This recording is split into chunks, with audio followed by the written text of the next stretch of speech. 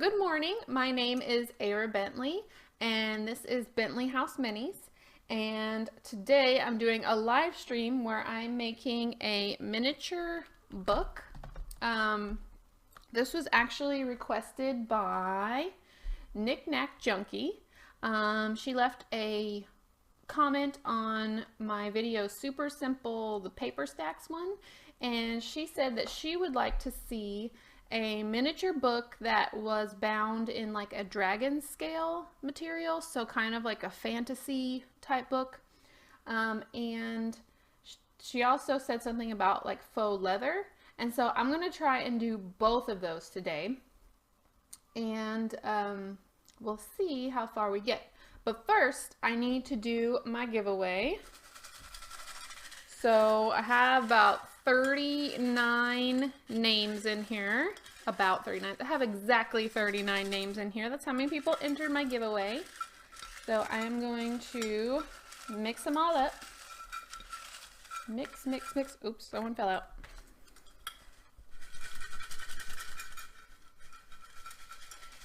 Alright, I wrote everyone's name down who followed the directions of the giveaway. And the winner, let's see, drum roll. The winner is this one. Let me move this. The winner is, so that you guys can see, Angelina M. So I will get in contact with Angelina so that she can claim her prize. She won the choice of one of these, and she will also be getting this little nutcracker fella. So she gets to choose one of these. The other one will be going for sale back up in my Etsy store. So if you're interested, make sure you stay tuned for that, because whichever one she doesn't choose will be up for sale. And then I sold out of all of these just recently, but Angelina will be getting one of these. So congratulations, Angelina. Thank you so much for everyone who participated in the giveaway. I got so many great ideas. You guys commented a lot of things that I'm just excited to have this video and all these comments I can go back to and get ideas. As I told you in that video, I'm going to be doing a lot of subscriber requests this year. This is actually my first one, because like I said, Knick Knack Junky was the one who requested this, and so I'm excited to just go ahead and start the new year off by doing a subscriber request. So if you have any requests, feel free to leave a comment. I write them all down so that I have the idea so I can go back to it, and especially when I'm stuck or in a rut or I'm tired of doing my same thing over and over again, I like to know what you guys like to see. So okay, I'm gonna move these, and I'm gonna keep Angelina's name in case anyone hops on and wants to see who the winner was. Angelina's name is right there. I'll just pull it down if anyone says, hey, who was the giveaway winner? Okay, so I'm gonna go through some of the things that I have. Last night I was actually experimenting with how to make some dragon scales. So I'll make sure that you guys can see that. This was the pattern that I came up with, and kind of the look, and I'm gonna walk you through how I made this. So I made this material that I'm hoping I can kind of upholster the book in to look like dragon scales, and I even put it, like a little bit of it, on my fingernails, because I was like, I bet you I could make, see if I can let you see, I bet you I can make that into some nail art. So it'd kind of be cool to make dragon scales on your fingers, although it made my fingernail really, really thick. So as compared to my normal fingernail, the dragon scale fingernail is a little bit thicker. So anyway, okay, so the things we're gonna need to start the book are some paper, of course. And I'm using some scrap papers. I have a scrap paper box that whenever I have paper that I'm not going to use, or a thing that has a cutout that, you know, I'm not going to be able to use the full sheet of paper, I put it in my scrap paper box. And so whenever I know I'm going to make something in miniature, I know I can go here and, you know, this is going to be plenty of paper to make something miniature. Now this is a piece of paper that I tea dyed, and so I just basically brewed tea, stuck it in there, and then I also took little coffee grains or grounds, coffee grounds, and sprinkled it on the top, and that gave it this freckled look. So it looks kind of like older paper that's been sitting around, maybe has even gotten some water damage on it. So that's what this is. This is my own hand tea dyed paper. And then I just have some other paper, and this is scrapbook paper, and I don't like, it's like very baby, like baby book-ish on the other side, so I probably wouldn't use this for anything, because that may be a baby book. So I'm going to definitely use this stuff, and the reason I'm using these papers specifically is because they are colored the same on both sides.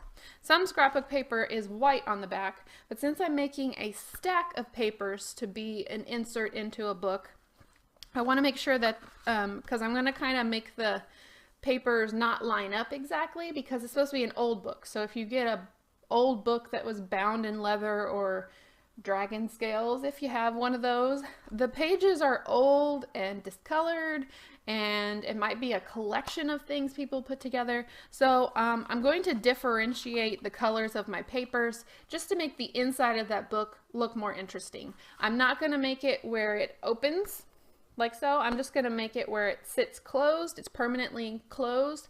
So because of that, I want to make sure that the inside of the papers, if you look at the side, are more interesting. So the first thing I'm going to do, oh, well, I didn't tell you the other stuff I have. Okay, so I have my papers. I have those ready to go. I also have my straight cutter, and this is going to help me make the pages of the book. You can hand cut them with a ruler and, you know, mark it all off, but that takes a lot longer. If you have one of these, it's just a lot easier. Trust me. I also have some watercolor paper. You can also use cardstock, but watercolor paper is just a slightly bit thicker, so I like to have it around for those times where I just need something a little bit stronger than cardstock. And this is going to be like, going to kind of make the cover of our book.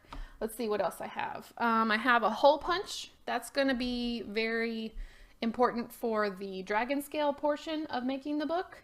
I have a different kind of hole punch. This isn't a common one, but most crafters, if you're a crafter, has different kind of hole punches. So you can kind of look through and see what you have. I have some alcohol ink markers. You don't have to have these. There's some different ways that you can use color. You can use paint. I'll tell you as I go along why I chose to use alcohol ink markers. And scissors and Mod Podge and paint. Specifically, I'm going to need silver or gold metallic paint. And glue. We might need some clamps in order to clamp down the papers or the book that we are gluing. So, oh, and also importantly, we're going to need some masking tape to create the dragon scale effect.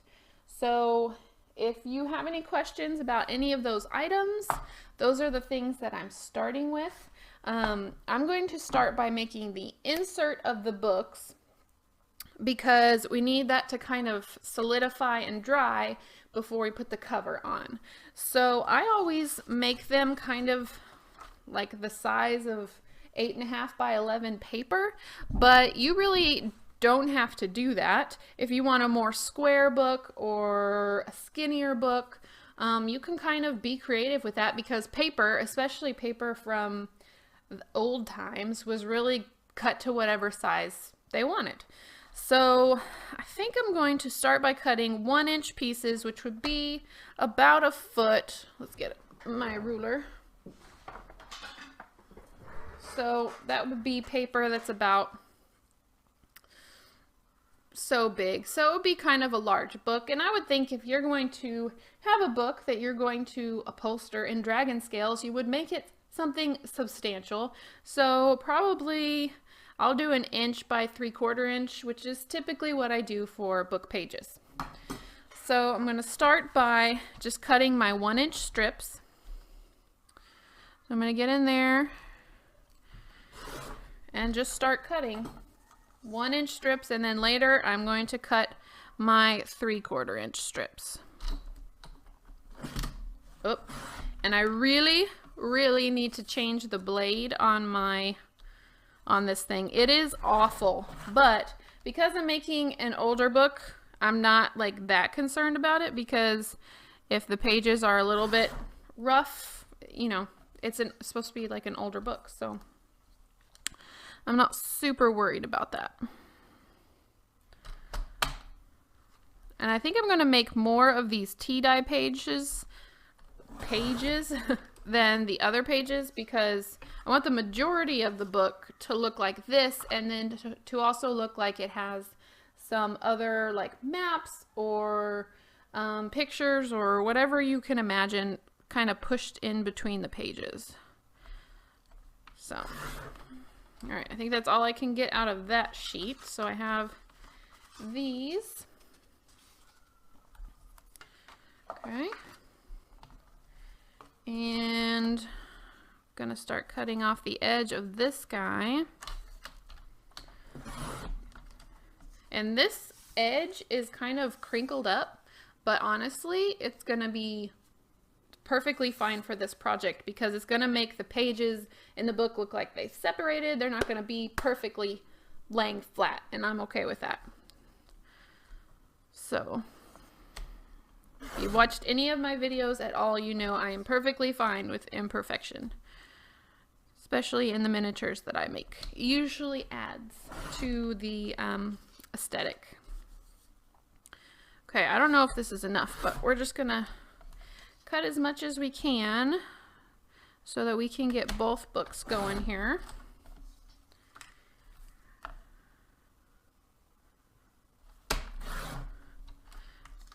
Almost done with the 1" cuts, and then we'll just cut it and kind of see if we have enough. I think that's as much as we can get out of that paper. Okay, so that's all the tea dyed paper that I can cut. So now I'm just going to kind of line them up, and if you can see, I'm going to put it at 3/4 inches and see, let's see how much this guy can cut. Yeah, he did three pieces at a time. Okay. I just never know, especially since it definitely is a blade that needs to be changed. So, all right, so I'm just going to keep cutting these down. I'm doing 3 pieces at a time. And this was cardstock, just regular cardstock that I tea dyed. So that's how thick the paper is, since it's probably hard to tell on the camera. I don't really suggest tea dyeing like regular computer paper, because it's so thin. It probably, whoops. Oh, okay, that was already cut. It probably wouldn't hold up to being tea dyed very well, because it does kind of change the texture and the structure of the paper just a little bit. Okay, so let's see how big of a stack what I've cut already can make.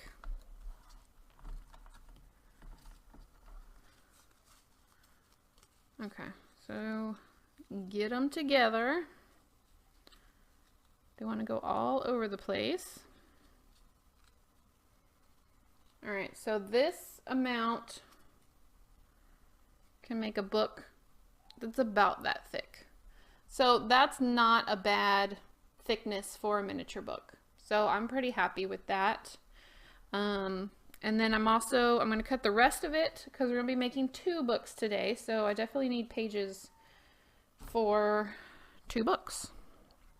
We can make one thicker and one thinner. So, see, the blade's not even sticking in there anymore. Misbehaving. Okay.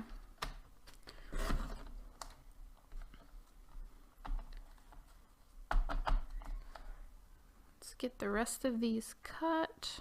I think I'm going to make the books the same size. It's just a size that I'm comfortable with. I know it will typically sit on a miniature shelf.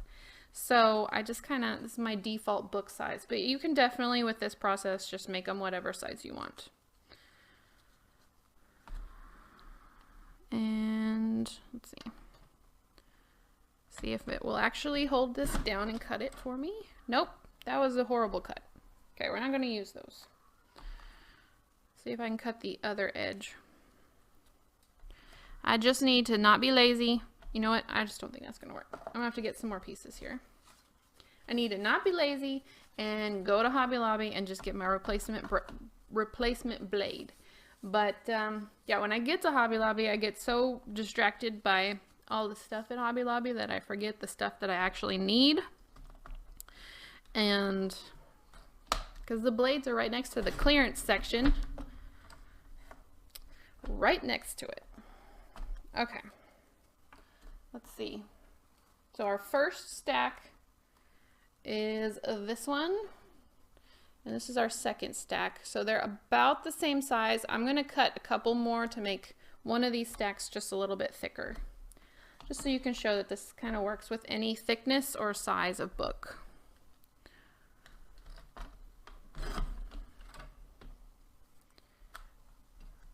Get a couple more of these cut. Okay, one more.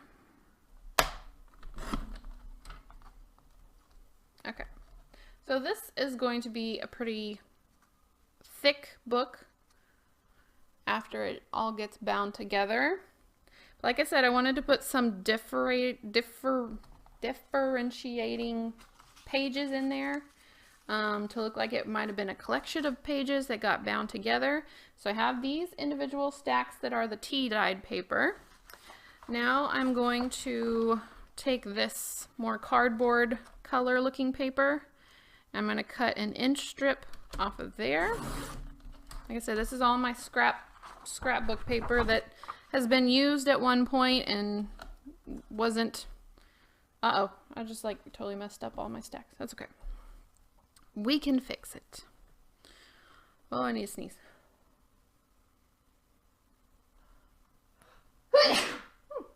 Sorry about that. Okay, so I'm going to cut my 3/4 inch pieces, and I'm just going to cut a few of those because I just want to stick them randomly inside the stack to give the sides of the paper stacks a little bit more interest. If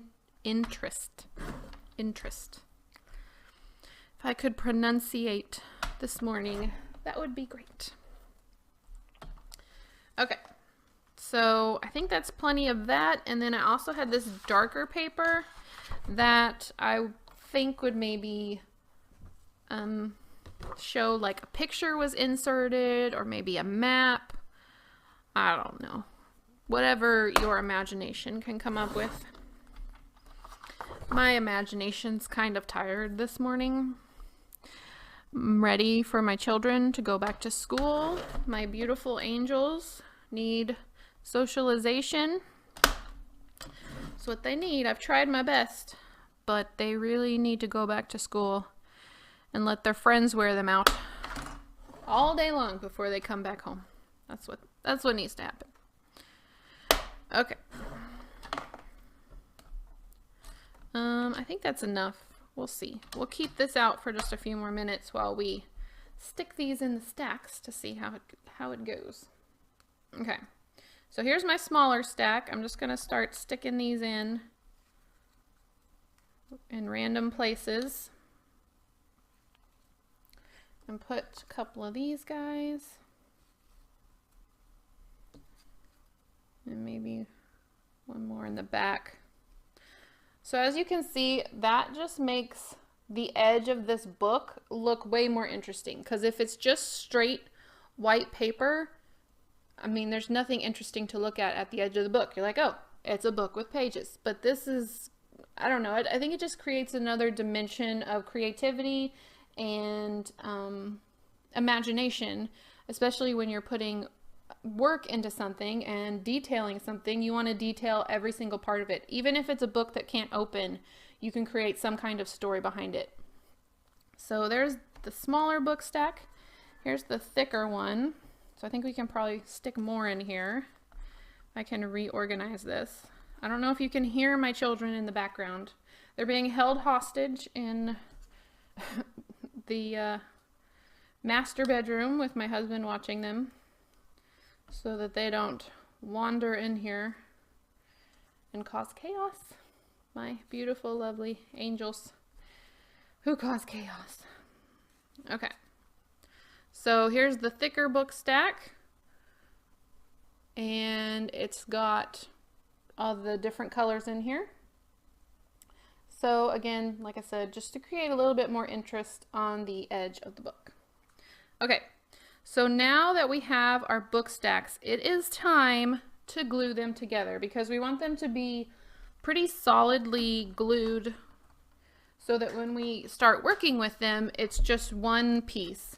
And so I'm going to put glue just on the edge. I don't know if you can tell, I kind of open them up just slightly because I want a little bit of glue to get inside the pages. Not a lot, I don't want it to be dripping, but I just want a little bit of glue to get inside of there. So if you can see, this is the side that we're going to see after I put the cover on it. This is the binding.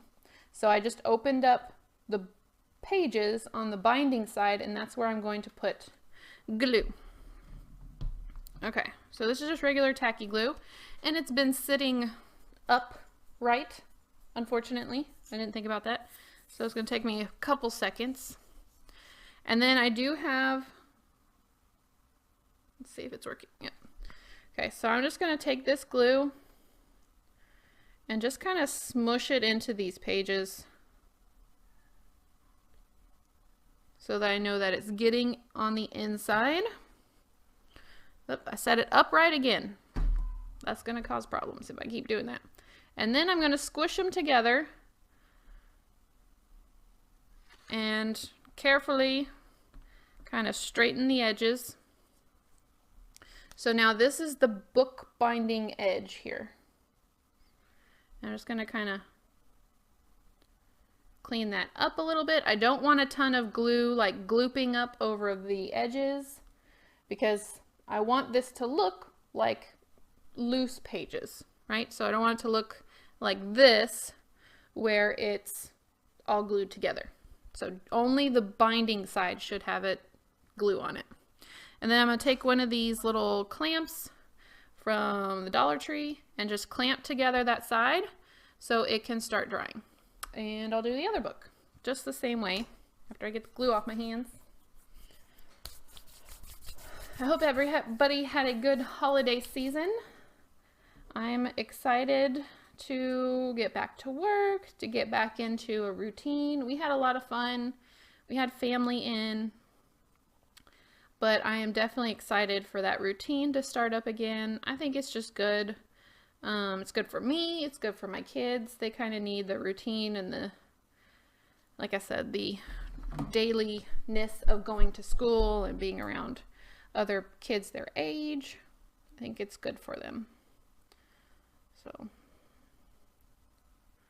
but we did enjoy a good holiday season with family. We got to see most of our family that lives near us or came into town. Okay, so like the other one, I just fanned out the edge that's going to be the binding, and now I'm going to smush it together because I know there's some glue in between those pages, and I'm just going to wipe it clean like so and get glue all over my fingers. Then I'm going to take my clamp, my other clamp, and just clamp it down. So now you can see it's clamped there, and I'm just going to let that dry. So this is the edge of the book that you are going to see once the cover is on the book. Okay. So we've got our 2 book pages drying. Get the glue off my hands. I can move these papers. Actually, I still need this, as I create a gigantic mess. Okay, so now we're going to be creating the hard back part of the book cover. So I'm going to be using the watercolor paper that I mentioned before. You can use cardstock. Watercolor paper is just a little bit thicker, and this is watercolor paper I've cut off of some other watercolor paper that I used for like an art project, so I just keep these, especially for miniature projects. It's very helpful. So because I know that my pages are 1 inch by 3/4 inches, I want to make them just a little bit bigger, and so I'm going to make them just a 1/16 inch wider. 1/16 inch wider and a 1/16 inch taller. And then I'm going to check that and cut it down if I feel like I need to. So I'm doing my 1 inch cut, and I'm going to make it a 1/16 inch more. Okay, so this is the height of my book. So we can check it against this guy. And remember, we are going to be covering this, so there will be an extra edge of whatever we are covering this in. So it's okay if it's still about the same size. You do not want it to be too big, because then you won't be able to see your pages, because the book will be like engulfing, or the book cover will be engulfing the pages. So it's okay if it's still, I mean, it still looks like it's pretty much the same size, because really it's a 32nd of an inch on each side that you're seeing. But like I said, we're adding more material, so that's just fine. Okay, so now I'm going to do my 3/4 inch cuts, but I'm going to add a 1/16 inch. So this is going to be for the front of the book. And then I'm going to do the same thing, 3/4 inch, but add a 1/16 of an inch. It's getting shorter. Okay, so that can be for the back cover of the book. And now I need to do the spine. So I'm going to find a ruler that I put out here earlier, and I'm just going to measure the spine of the book, if I can find the right measurements. So it's about a 1/4 inch. So I'm going to go with a little less, a little, like not even a 1/16 inch, a little bit less than a 1/4 inch, because I want the spine to be just about exactly the width of the book. So this is my 1 1/16. Okay, so let's find, there's a 1/4 inch, and I'm going to do just a little bit less. Okay, so this should be my spine of the book, and it should pretty much line up with the width of the paper. Okay, so if you're following along, this is going to be the front cover, spine, and back cover of my book. Okay, let me know if that doesn't make sense. But these are what's going to be kind of folded around the book. And I'm going to leave just a little bit of space in between when I actually glue the material that's going to make the cover of our book. So I'm going to make one more of these because we have 2 books. This one's going to be for the smaller width book, and then I'll show you how you can make it just a little bit thicker. You just measure the spine again and make sure that it's the thickness of the spine. So I'm going to make it the 1 inch plus 1/16 inch. Okay, just like we did before, out of this watercolor paper. And then, so we had the 3/4 inch plus a 1/16 inch. Cut that guy. So here's either the front or the back. We do our 3/4 inch plus 1/16 inch and cut that guy. Okay, now we measure the spine of the thicker book, and it is, I don't know, I guess it's 5/16. So we're gonna cut this guy at 5/16. So there's 4/16 and 5/16. Okay, so this is the spine for our thicker book. So this is the thinner book, and this is the thicker book. Okay, so let me clear this up a little bit, and we will start making our dragon scale material. And what I need for that is just plain computer paper. So the reason for that is we want to keep the material that we are upholstering the book cover in. We want to keep that material as thin as possible. So that's why I'm using computer paper to make the dragon scales.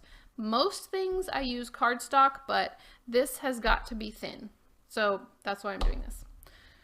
Okay, so this is where my alcohol ink markers come in.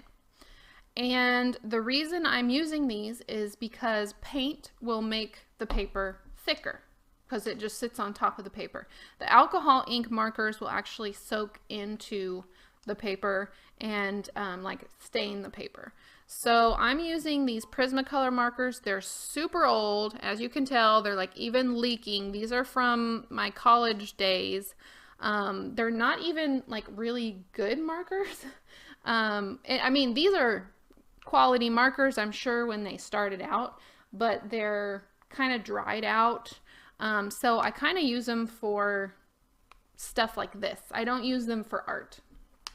So what I'm going to do, and these colors I chose, I mean, you can choose whatever colors you want. You can even add in more green. After I did this, I was thinking, oh, I probably should have added a little bit more green because we're doing dragon scales, and dragons are usually associated with green.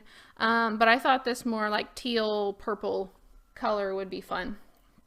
So what I'm going to do is I'm just going to start, and this is going to look really ugly. I'm just warning you. You're going to think this is going to look horrible.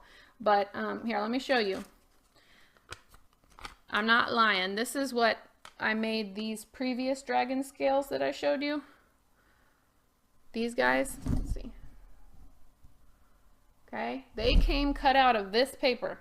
So this looks horrible, right? But believe me, once you cut out the circles, don't worry. It'll work out, okay? So we're just gonna put in some color, and we're just gonna put it in randomly wherever we want.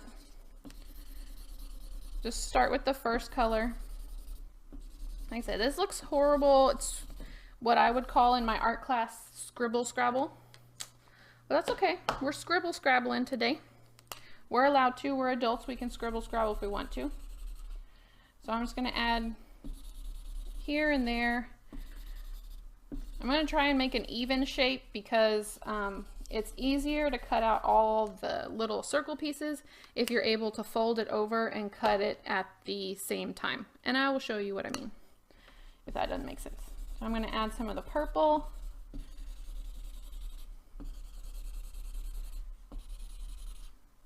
Add it in. And then I have some of the darker purple. And this kind of helps give like a little bit of a contrast in the dragon scales to have just like a pop of a dark color.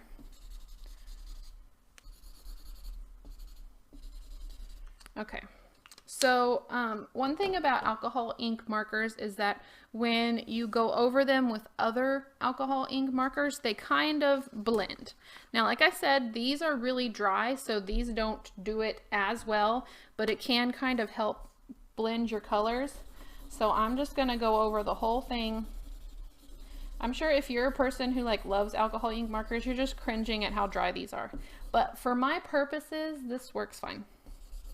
And it'll get the job done. I'm sorry if that noise is horrible as well. And I'm sure it doesn't sound good. Doesn't sound good over here. Okay, so that one's kind of almost dead. So let's get this guy going over here. Okay. So after you have kind of a coverage of some markers here, let me get a paint palette. And we are going to go over the whole thing with metallic silver. And that's going to give it a little bit of a shine, which is what we want for our dragon scales. Okay. So I've got my silver paint in here. And doesn't matter what brush, just anything that will work. Something maybe a little bit bigger so we can cover our area faster. I'm just going to go ahead and put the silver paint over everything. And be careful not to overwork. This is computer paper because, like I said, we're trying to keep the scales pretty thin. So just don't like overwork it. And another thing, if you use Crayola markers, sometimes because they're water-based, they can tear up your paper. So that's another reason I chose alcohol ink markers. But like I said, you can do this with paint. You can do this with ink. That's just the reason I chose those, because I already had them. If I didn't already have them, I might have tried a different way. There's so many ways you can do things. So just try the best way that works for you. The best way, like where you don't have to go out and like buy a bunch of stuff. That's the best way, is when you don't have to buy a bunch of stuff. That's my solution.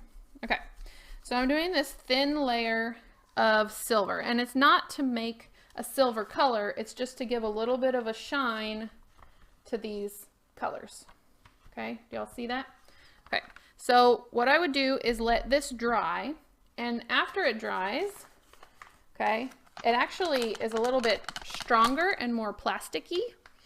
And what I do is I just flip it over, and then I take a hole punch. So I'll put this over here to dry. I'm going to take a hole punch and start punching out my dragon scales. So the first thing I do is check that the hole punch is empty, because otherwise it's going to get mixed up with a bunch of other stuff. So I'm just going to start punching, and these are what's going to make up my dragon scales.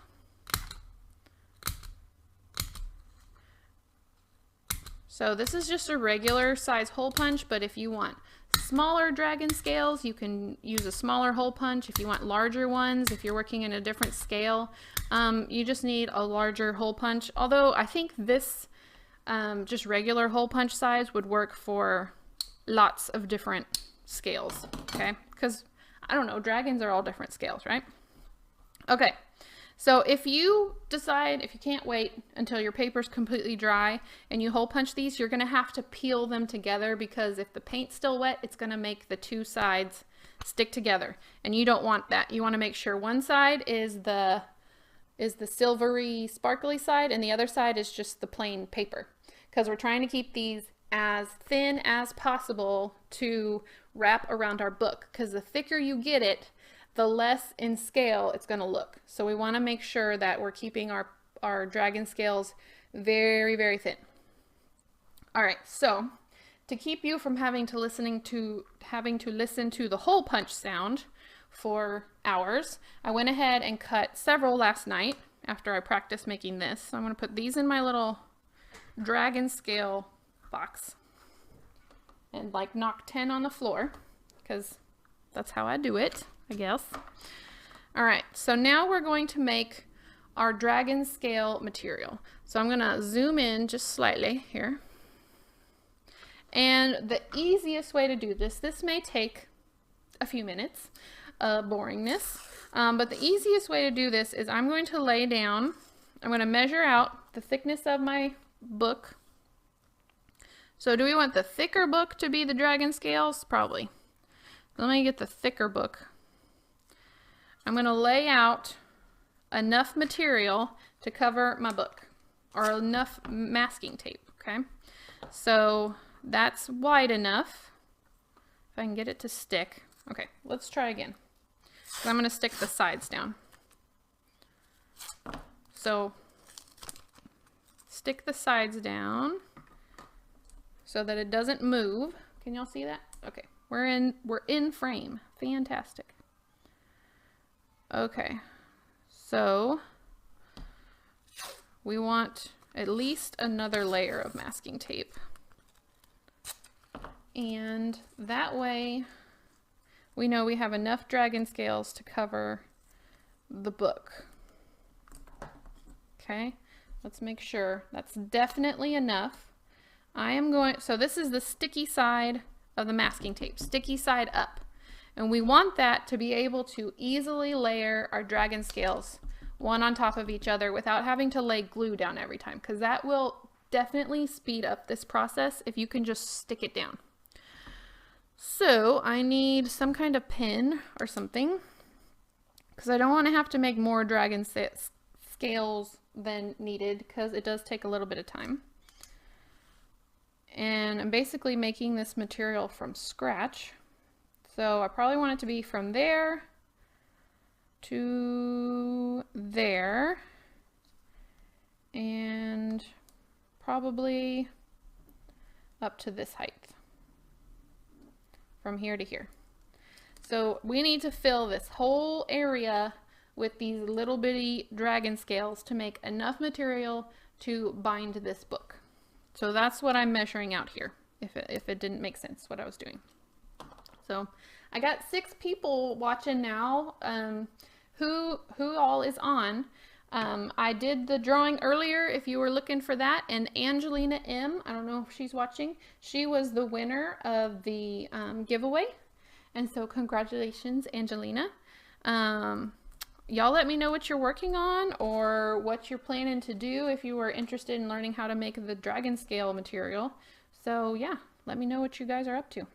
Okay, so I need to choose if I want my dragon scales to go this way or this way. I really don't think truly that it matters, because you won't see the edge of it anyway. I think I want it to go up and down like this. So I'm going to start by putting a row of the dragon scales on the bottom. So I'm going to take my scales. I'm going to dump them out, even though they're like in this nice little thingy here. I'm going to go ahead and dump them out so it's easier for me to grab with my tweezers. And I'm going to start by sticking them half off of the tape. Let's see how fast I can grab these. It'd be nice if I had just had like a little circle dispenser. Does that exist? Probably not. And it would be only useful for this thing, probably. All right, so I'm trying to make sure that I get the ones that are not double, because if I get double and it comes off, I'm gonna have a missing scale. Yep, that's right. So as you can see, this might take a while. So if you're watching the live version, I'm sorry. This might take a little bit, but if you are watching the version that I posted on YouTube, you can definitely fast forward, although I'm hoping I can do this fairly quickly. So far, we almost got one row done, but if you want a pretty nice looking dragon scale material where you didn't just like draw it but actually has texture, you kind of have to go the long route, you know. Like I said before, good miniatures take time and patience, ingenuity. Well, I haven't said all that before, but I say good miniatures take time. So if you want something that someone will walk up and want to touch and like feel and be like, wow, how did you make that? You know, it takes time. Hi, Sarah. Welcome to the stream. I'm making a dragon scale covered book. So it might take me a little while, but we're making dragon scales, and this is what it's going to end up looking like. This is my sample of my experiments from last night. So I'm going to try and make a book that is upholstered. Is that the right word? Or bound? I guess when it's a book, you have to say bound. Bound in dragon scales. Okay, so when I start putting the second row on, I kind of put it up a little bit too high. Can y'all see what I'm doing? You kind of want to push it down a little further than halfway.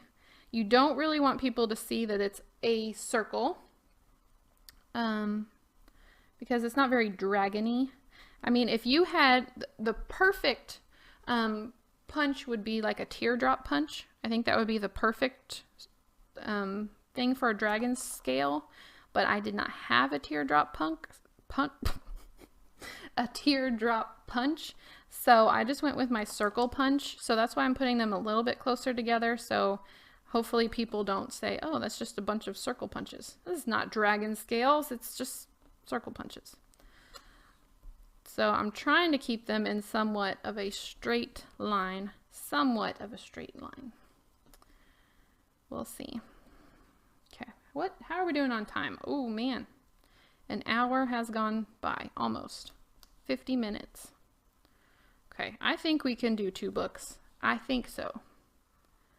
If we get tired of doing dragon scales, I think we can. No, we probably just need to get this sucker done. You said I never thought of this. I'm hoping I can maybe make this material like pliable enough that I can like upholster some furniture in it. If I can do that, I don't know. We'll see. This is my first time making dragon scales. It was a subscriber request. So this is my first subscriber request video. So I don't think she's on, but I'm definitely going to send her like a message and just say, hey, I did your request. Check it out. Let me know what you think. So if y'all have any requests, let me know. Not that I know how to do everything, but I really like trying to figure out stuff. And like when she said dragon scale book, I was like, I wonder how I can make dragon scales. I've never made them before. So it only takes 10 hours to make dragon scales, apparently. We will not be here for 10 hours. I can assure you of that. If you missed it, I am actually putting these down on top of masking tape. And that is making it go a lot faster. It's the sticky side of the masking tape. Instead of having to put glue down and getting glue all over my fingers, I'm just sticking it straight onto the masking tape. And that's helping me make my material. And I will seal it later with Mod Podge so that that it's not going to fall apart if the masking tape comes off. And I'm actually going to try and remove the masking tape if possible. So we'll see.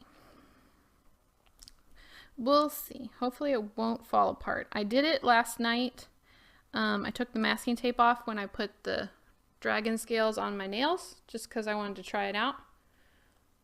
I had to take the masking tape off, otherwise my nail would be like even thicker than it already is. But so it worked okay. One dragon scale fell off, so I just have to make sure that the Mod Podge, after I get all of this done, is really, really, really stuck on there. Okay, so I have to fill up this whole place. So I think I'm gonna say we're about 25% done, which if you think about it, using these small pieces is not too bad. So I think the masking tape is making it go a bit faster than usual, than it could go if I was trying to glue it down. I just could not imagine having to put glue everywhere. Ugh, that would be a mess. So I like masking tape. It's very versatile. It is my friend. I actually need to order more from Amazon because it goes quickly in this house. I can use it for sculpting. I use it for holding stuff together. I use it for everything. It is my go-to. Okay, so down here it's starting to look a little bit more like scales. You can also use this for like mermaid. I mean, it's very mermaidy. So, but you know, you hate to say mermaid bound book. It seems like somehow worse, like that someone like, I know they're not real, but like someone like killed a mermaid, like bound a book in their tail. That sounds horrible. For some reason, worse than dragon. I don't know why. Both fictional characters, but for some reason, I think people have more compassion for their mermaids. So we don't want to have a mermaid bound book, but this could definitely, if you're going for some kind of mermaidy material, you could use it for that. If you're doing some kind of large scale fish, I mean, this is too big, I think, for like the smaller fish. If you're doing 12th scale, but if you're doing like a larger scale, this could definitely be a fish like material. I'm actually thinking about doing like a scene with a big fish monster, so I'm kind of excited that I've like figured this out. So hopefully I can do that someday, and definitely I will make a video of it because I have to use a coconut shell in a project for like a miniatures competition thing. You have to use a coconut shell. So I'm kind of excited about that. It's kind of getting me out of my comfort zone because I've never used a coconut shell in anything before. We used to live on an island. We lived in the Virgin Islands in the Caribbean, and coconut shells everywhere. Did I make anything out of any of them? No, I did not. Just did not think about it. We did have like a coconut shell head thing that my parents bought somewhere. Okay, let's see. This one's stuck together. So that's why I said if you decide to punch the little scales while the paint's still wet, sometimes they get stuck together and you have to unstick them, but you definitely want the paper side down. So this still feels very thin to me, even though we've got several layers on here. And I am going to make them look more old and more distressed. Of course, you know, if you watched any of my videos, I cannot help myself. It's too bright and happy for me. It's got to be, especially for a dragon. Dragons are around fire and ash, and so definitely needs to be stuck down or aged a little bit. Plus, if it's old, if it's an old book from when dragons existed, doing air quotes, existed, then you definitely want it to look old.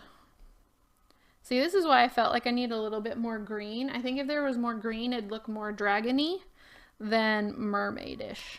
So you can definitely choose whichever colors you want if you decide to try this. We're halfway there, yay! I didn't know how long this would take.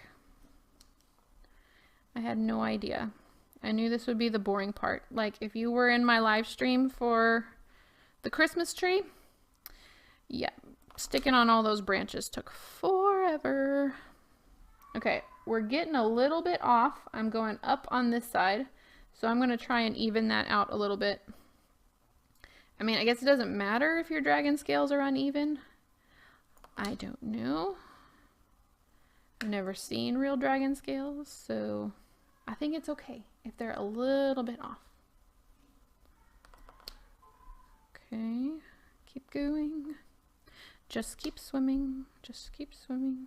Oh, that one's not completely round, which I think is okay if it's not completely round. Okay, or take bets on if I have enough to finish this whole thing. Who thinks I do? I think I might. Although I don't even think y'all can see my pile. Here's what I have left. I think I have enough. I think so, but I still have some of that paper just in case I don't.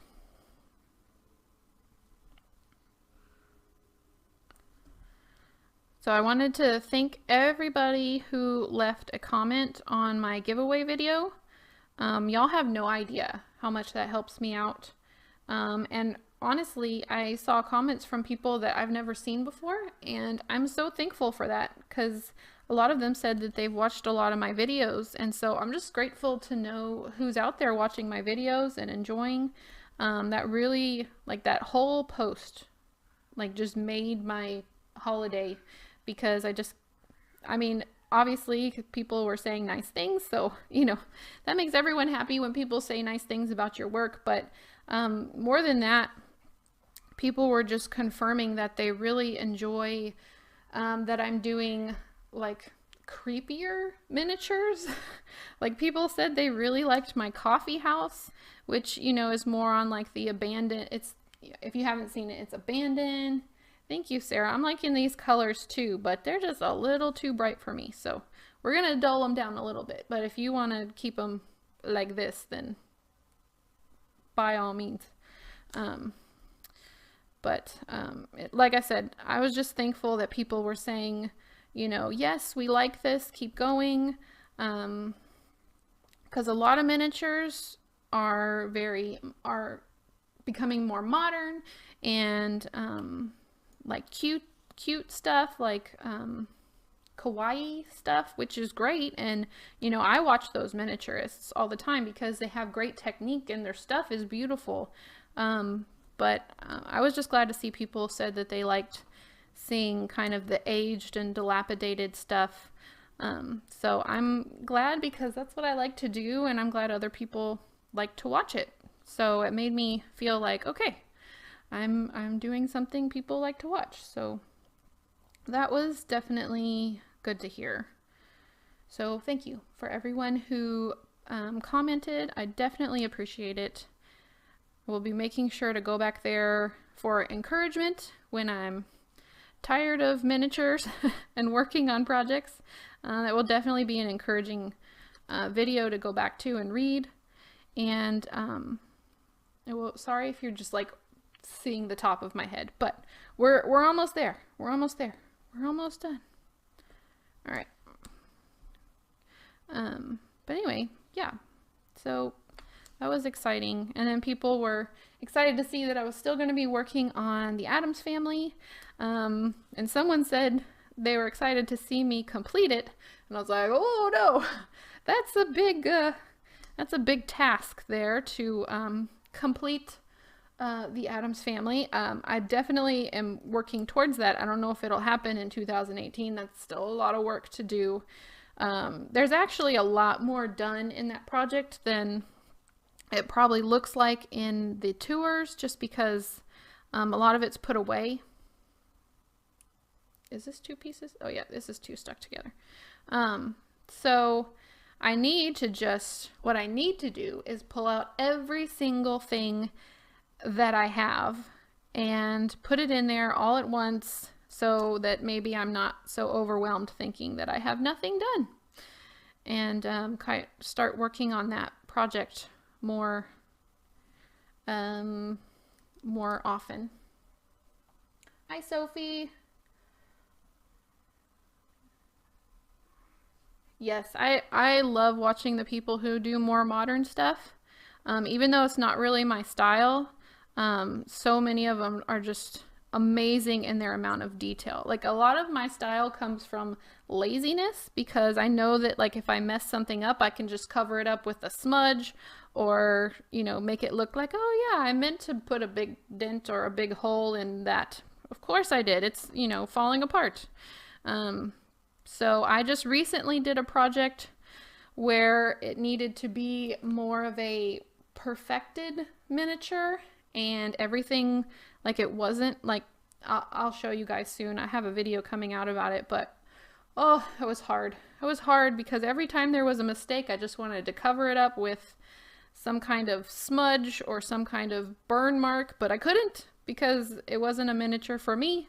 So that was definitely a challenge. I couldn't use a lot of my safety devices for you know, making things look the way I want them to look. So anyway, that was a challenge, but a fun challenge, and I'm excited to share that with you guys coming up soon. Okay, that one didn't get placed right. Okay, he's stuck down. That's just gonna have to be there. See, that's my miniatures philosophy. If it's there, it's there. That's just what's gonna happen. And it's dragon scales. Maybe that scale got knocked out of position during a fight or something. I would love to see with everything you've done for it. Yes, I recently had a comment on my Addams Family video that said, it was like in big letters, it said, you said this took you 8 years? And like, at first I was kind of like, I just realized this person probably isn't a crafter or a miniaturist, because if you're a miniaturist, you realize it wasn't 8 years of me working on it nonstop. It was 8 years of other projects interrupting it, and life, and getting bored and having to reset and finding things. So I didn't really respond to that comment, but because there wasn't a way I felt I could respond that I wasn't like upset or anything, but I didn't want them to think that I was mad or trying to be defensive or anything. But if you're a crafter, you know that sometimes projects that don't look like they take a long time just because you need like a brain break. You need some time to recover or do something else because you're just tired of it. So, and it is a big project, and I want to do it right because, you know, it has taken up a lot of time. And so I don't want to rush it and have something that I'm like, oh well, now it's done, even though I don't like it, you know? Okay, we're almost done with this part. I'm so excited. I'm just hoping that it upholsters or binds the book well enough. Maybe if I wasn't like trying to rush so that you all weren't like extremely bored, I probably would have put them a little bit closer together, but I think it's okay. I think it will get the job done.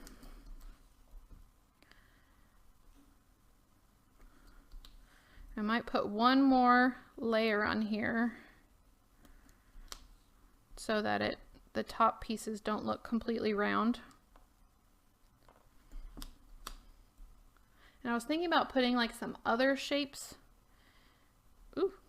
Some other shapes in here, like cutting out like an occasional like sharp like triangle shape that would go in here to make the scales look a little bit more menacing. So you definitely could do that too.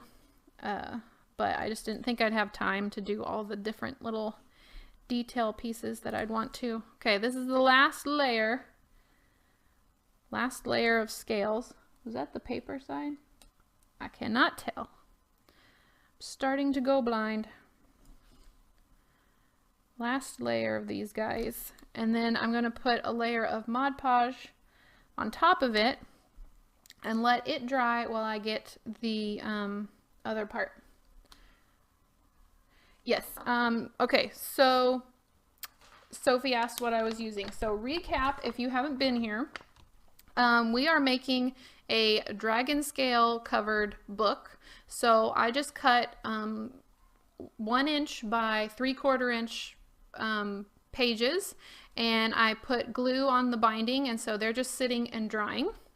And then what I did was I took computer paper. So let me zoom out. 1 second. Zoom out. This is computer paper, and I took just some alcohol ink markers, and I colored all over the place, not very neatly.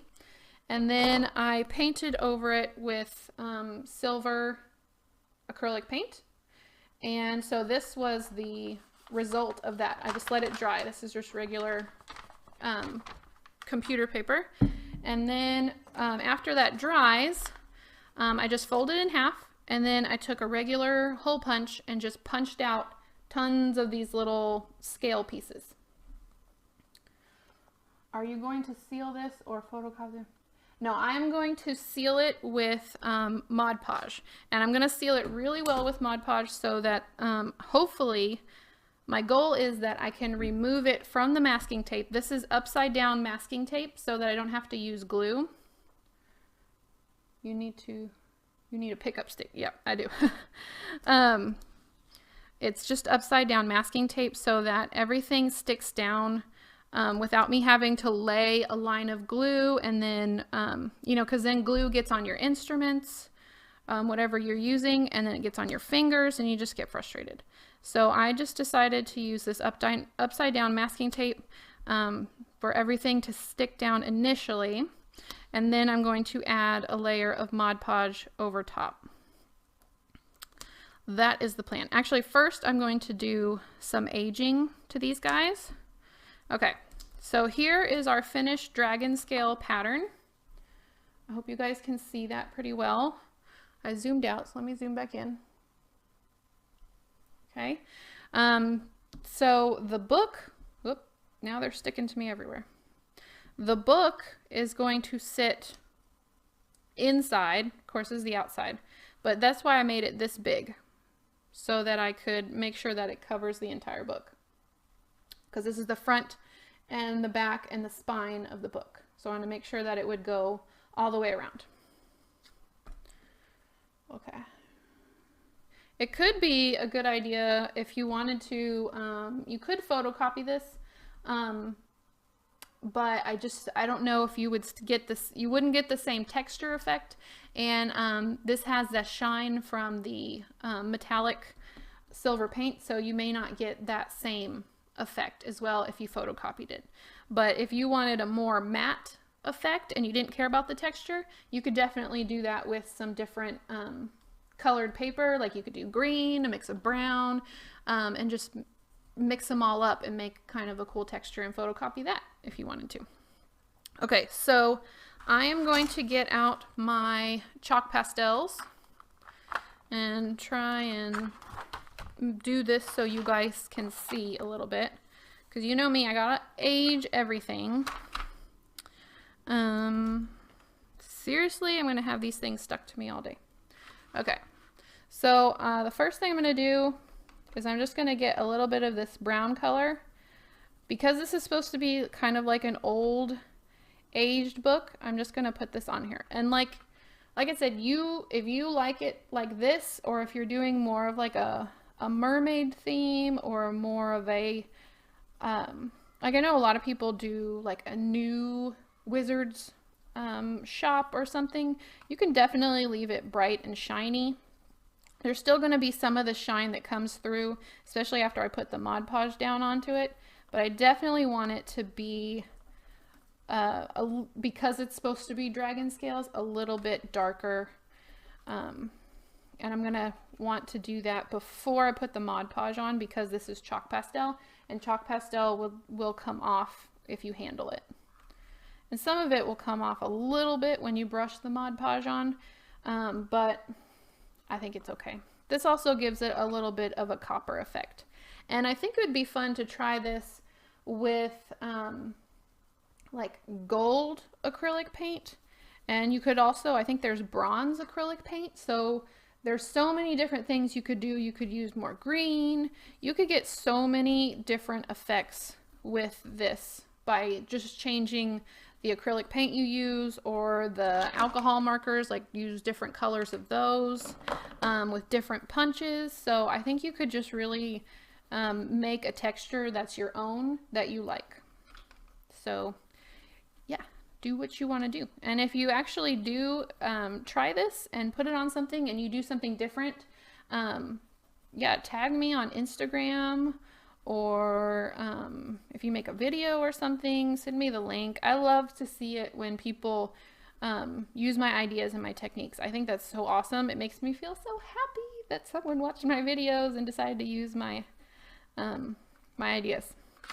Okay, so I'm gonna add just a little bit of black here and there. I'm not gonna do it overwhelmingly, because I still do want to see some of the color, and black is the death of all color. That's what I heard from an art teacher, and I've used it. Black is the death of all color. So I'm using it very sparingly, because it is supposed to be an older book. This is a dragon that went into war. Would gold spray mist work? I don't know. I've never used gold spray mist. So I bet you, I mean, if it was thin and more watery and you still wanted to see your colors, I'm sure it would work. If it was very opaque, then it would probably just paint the whole thing gold, which means you wouldn't have to go through that process. You could just hole punch regular paper and then spray the whole thing gold, and you'd probably still get that texture. So I think it's a fun thing that you could definitely experiment with. And I think making this whole piece right here took about 25 minutes, I think. Hi, Nabil. I'm so glad people are talking now. I feel so out in the wild by myself when people aren't talking. So thank you for talking to me. Okay, so I'm gonna get my Mod Podge out. And this is just, I always use the matte Mod Podge. It does have a little bit of a shine to it still. I wish there was like a real matte Mod Podge, but I mean, you have to kind of sand it, I think. But for the dragon scales, I think it's okay if it shines a little bit, because they're dragon scales. And I'm gonna get a brush, not that brush is dirty. Let me get this brush and just kind of get the water off of it.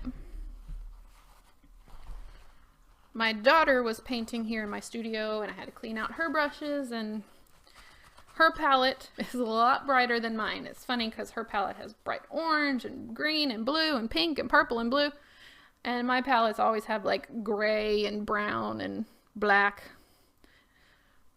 Okay, so I'm just going to get a little bit on here, and I'm going to start by brushing downwards. I don't want to brush up because even though they're stuck down on the masking tape, I really don't want to encourage any of them to pop up. So I'm going to brush down first. Go with the grain instead of against the grain, I guess.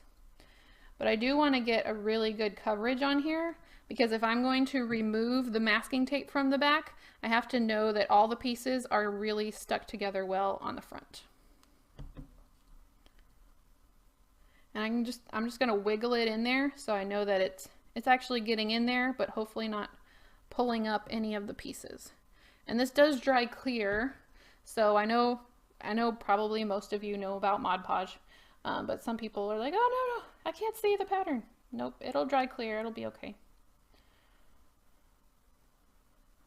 And if some of it gets onto the masking tape, that's fine. You can just like cut it off later. My daughter is 6 and she loves art, and she loves my art studio. So she actually has her own little desk in here, and she has 2 drawers now. She started out with 1 drawer. Now she has 2 drawers to hold all her stuff. She has her own paintbrushes. So she says she wants to be an art teacher like me. So I think that would be fun. But of course she can do whatever she wants to. Okay, so we've got our Mod Podge on here, and I'm gonna let that dry and kind of test it, kind of see if I think it's thick enough, and I might have to do another layer. I am not sure. Okay, so while that dries, I'm gonna zoom out a little bit. Okay. While that dries, I'm going to do the faux leather.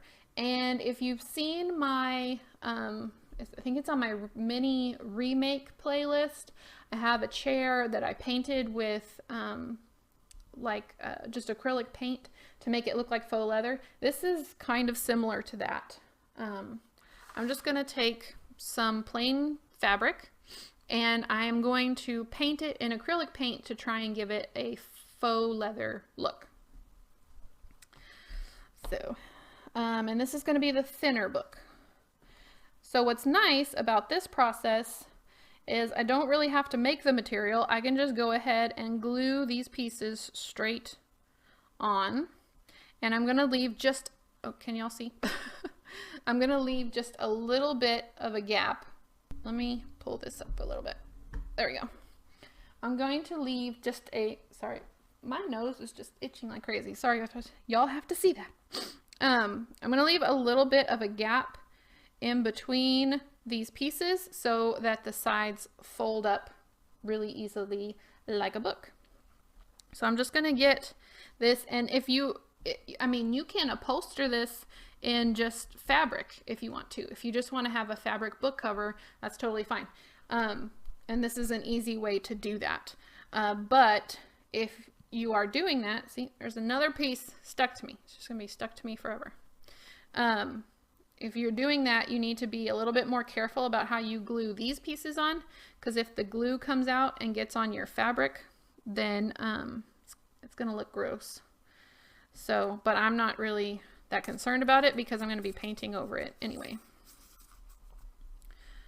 But you can have a lot of fun with like different fabrics and upholstering books, and this is just a really easy way. Like if you're doing a library, it can be expensive to make or to buy really nice looking books. So if you know how to make them, then you can save yourself a lot of money. Okay, so that one's glued down. I'm gonna glue down the spine. Like I said, this is the slightly thinner book. And I'm just going to leave just the smallest gap so that it can bend and go around the edges of the paper. So I just test it. That looks good. Am I still on camera? I gotta check. Okay. And then I'm just going to glue this one down next to it, and then I can just start cutting it out and wrapping it around. So that's how much glue I put on there. I don't know if y'all can see. If you're wanting to keep the fabric as the outside of the book, you definitely want to put less glue, because it probably will go through the fabric and make the fabric look gross. Okay, so now we have our book cover and it's in there. So I'm going to cut this out, and you want to leave an allowance around the edge so that it can fold inside the book. Can y'all even see what I'm doing? Nope. So I'm leaving an allowance because this part right here is going to get folded inside, because we want to have a nice edge on the outside of our book.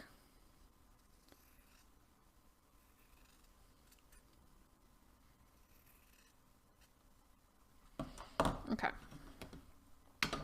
So as you can see, this is going to fold, and we can test it with, here's the thin book. This guy should be dry. So if you missed the beginning, all I did was cut out pages, like paper, like 8.5 by 11 size papers. I put in some different colors to give some more interest, like someone had stuck a map in there or a picture or notes, just to, because it's not a book that opens, I still wanted to add interest to the pages. Make old leather paper brown. Yep, I've used that before too, Sarah, and that is also a very great way to do it.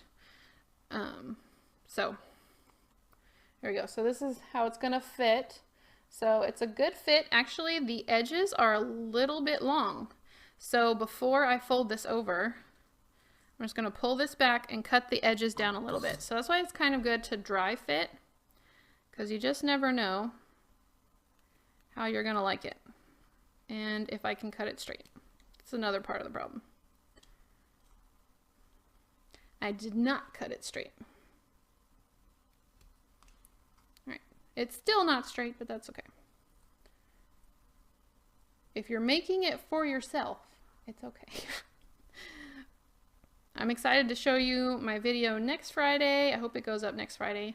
But I made a miniature for somebody else, and that is a whole nother level of nerve-wracking when you're making something for somebody else, especially if it's like custom for them, because you know they are either gonna like it or not like it.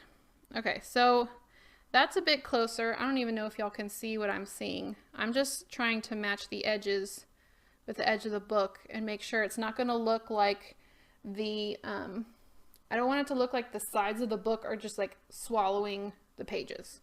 I want it to look like it's actually a book jacket made for that book. Okay, I think that's gonna be okay. It's not perfect, that's all right. Okay, now I'm going to start putting in the edges.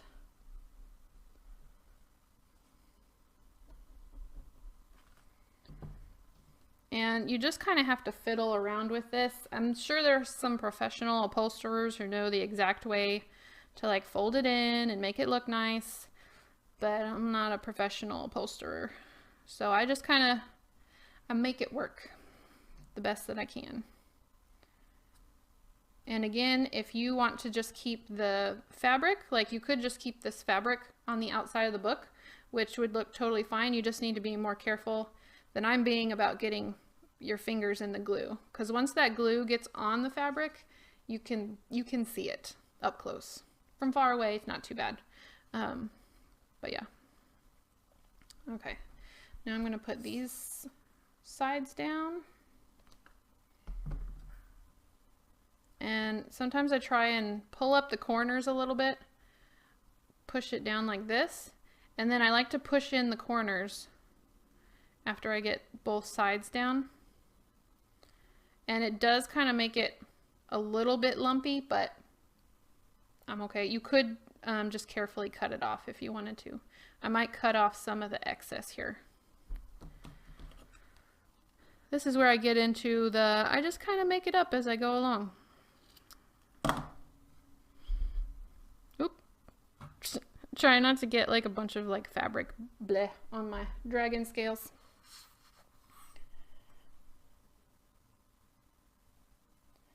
Okay, brown paper bags are awesome. Looks like leather. If you coat it with white glue and hold it over a candle, it turns all black? Really?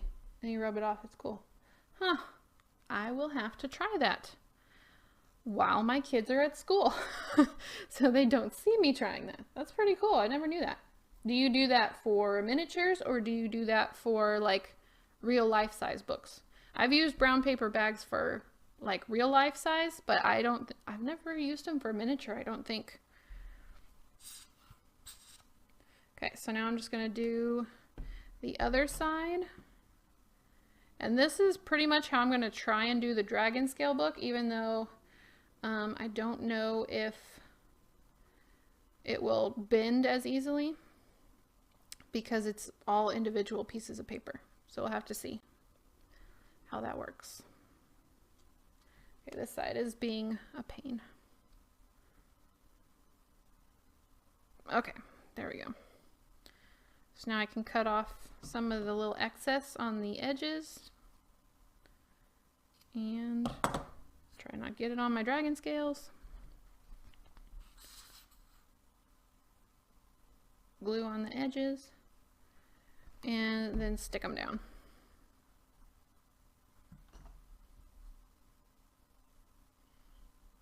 Okay, so now we have our little book cover. So like I've said a billion times, you can leave it like this, but I'm going to try and make that faux leather look.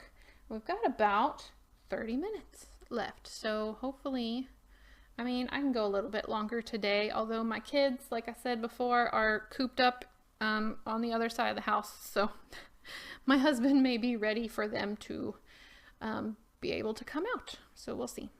You definitely want to paint it before you stick, come on camera. If you want to do the faux leather look, you want to paint it before you stick the papers in there, because otherwise you'll get paint on your paper. So that's why I make these parts separate. Okay, so I have my brown paint. Let me check these guys.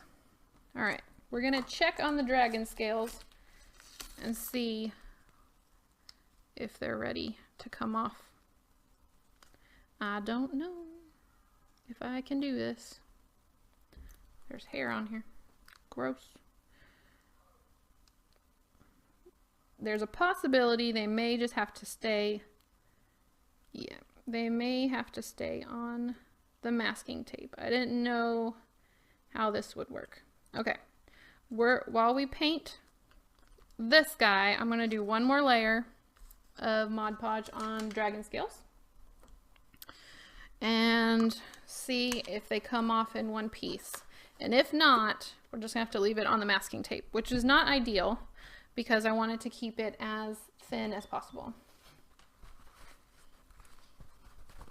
Yeah, I like the fabric, painting on the fabric, but you have to use a few coats, several coats on the fabric, and I'll show you, because otherwise it just looks like painted fabric. Okay, so I'm going to go a different direction with the Mod Podge this time, and I'm being a little bit more aggressive with it because it already has a layer on there, so I'm not really afraid of them popping up this time. So, like I said before, my goal is to make a dragon scale material so that it is one piece that I can just use to upholster, I keep saying that, bind the book together. Oh, lots of comments. You can look reindeer for Christmas decorations, look just like metal. You can buff it with metallic paints. That's a good idea. Cool. All these new ideas to try. Okay, so I'm put that up there. I'm going to get my paint palette that disappeared. Oh, I'll put it up here. All right. And we're gonna paint this little guy with some, this is just some brown craft paint. This is chocolate brown. I'm actually gonna make it just a little bit darker with some black. And get some black in there. Not too much. And Mix them together. I use the back of my paintbrush to mix my colors. Okay, that is barely brown anymore. Say black is the death of all colors. Okay. That's pretty dark. That's okay.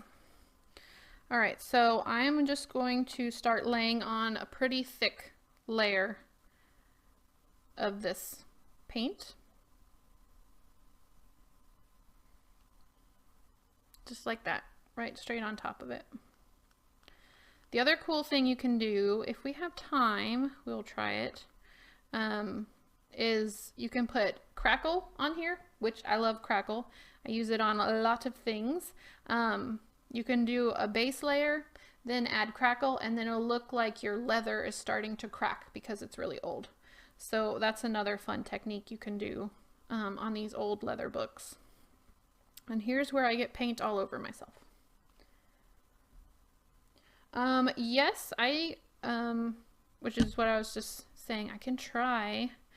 I think we have time. I didn't bring my hair dryer in here like I have before to get this guy dry quickly.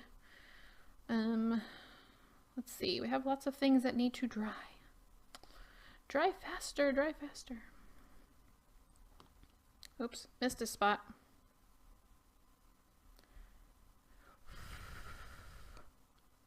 Luckily, this stuff usually dries pretty quickly.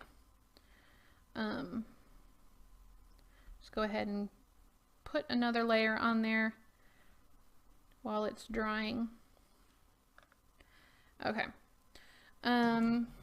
Let me go grab my crackle in case that's something we do want to do. Let me go grab it real quick. Because after you put down like the brown layer, you can do like white leather on top of it. You could do like a colored leather and just have it cracking so that you see like the brown leather underneath. And then I also brought out a bunch of like my little findings. Like these are little beads that we could attach to the front. I thought about putting a lock on top of the dragon one. So I don't know. I don't want to keep y'all for too long. Here is the crackle paint. And this is the only kind that I use that I can guarantee you that it works if you use it in the correct way. And so you just put this on top of a base coat and then it cracks the coat that you put on top of that. So I guess I watched Aileen's and Carol Duvall. Oh, didn't know she had passed on. I actually didn't know that Aileen was a real person, so I'm gonna have to look her up. That's awesome. Was she a famous crafter?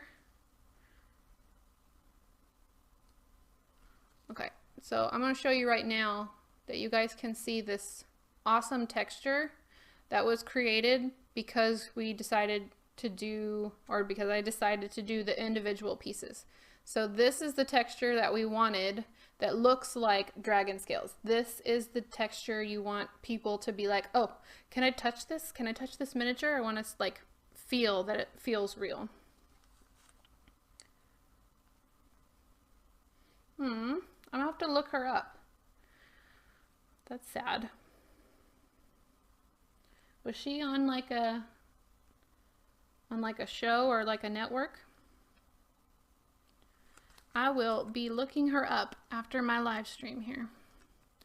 Okay, I don't want to pull on it too early. Okay. I hear my husband yelling at the kids. They've probably been cooped up a little too long. They will be back at school for the following months. And then in the, oh, she was a pioneer. Cool. In the following months, school will start, and then during the summer, I may change my live streams to nighttime so that they're already in bed.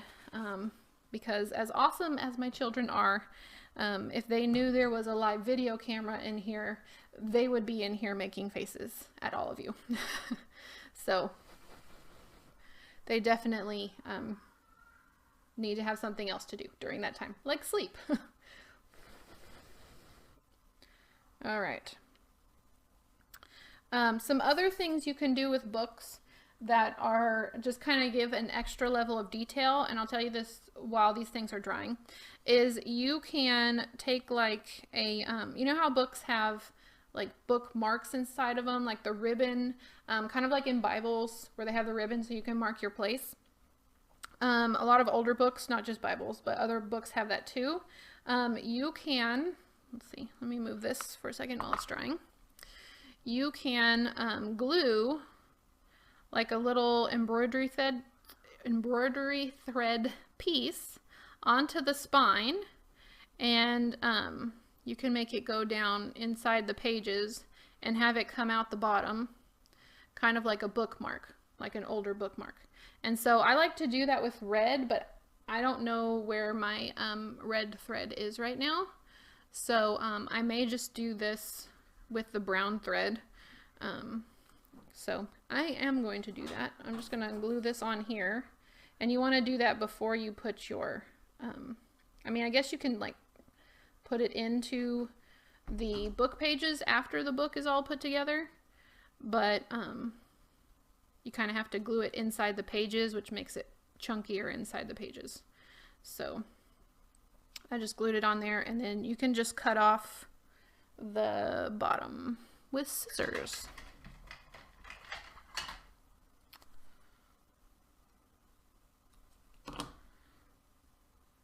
So there I have like a little like book piece, and you can make these longer. You can put a couple of them in there, whatever color you want. Just gives a little extra detail to the book.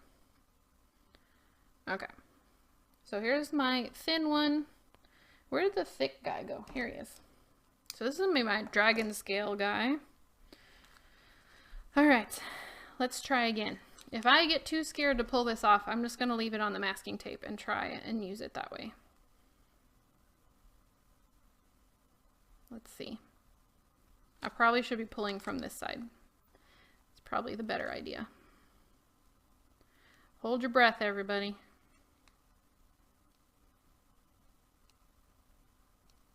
Here we go. It's working, kind of. It worked yesterday, but the piece was so much smaller. So I didn't know how a big piece would really hold up to being pulled on.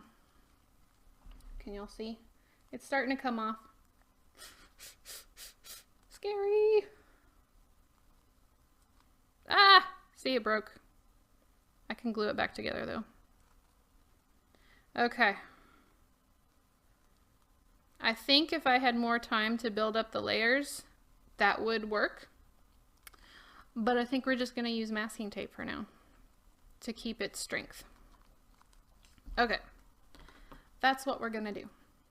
So in theory, you should be able to just pull it off. And then if I had the time to kind of like reconstruct it, if it did break, then I would, once I pulled it off, I would put another layer of Mod Podge on the back of it. So then it would be reinforced on both the front and the back. I'm not going to do that today, but in the future, especially if I want to try and upholster some furniture in this, I will definitely try and do that. But for today, we're just going to leave it on the masking tape for security and strength reasons. Okay, so here are the pieces for the dragon scale book. So I'm going to try and do it the very same way I did the other book. I'm going to glue it down, one of the sides, glue the spine, and then glue the other side. Try and do it the same way, although I am going to go ahead and cut this down because it was really, the other one was really thick or was too long. And this is going to be harder to fix after it's glued down, just because the material is a little bit less pliable than fabric. So Oh, you lost me for a minute. I'm sorry. If y'all missed anything, just let me know. This is actually feeling a lot like plastic. I'm not sure how it's going to curve around a sharp curve as like this. So everyone's just gonna have to hold their breath when we start putting this guy on. This is experimental to try and get a dragon scale bound book. But if you are ever doing some kind of Harry Potter theme or witch theme, this could be useful.